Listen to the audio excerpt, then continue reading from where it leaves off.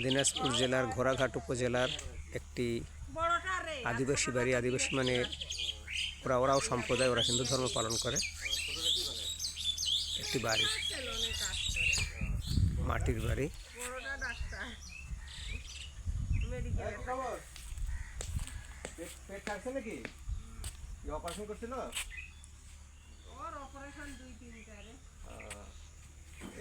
খড়ের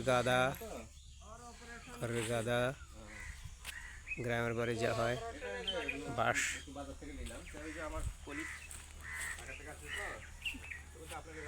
বাঁশ, ঝাড়, তেঁতুল গাছ।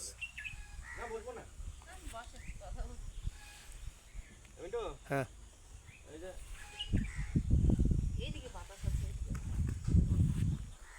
আসলে এরকম মাঝে মাঝে আসবেন, ভালো লাগবে। তোরা এখন চাকরি পাস।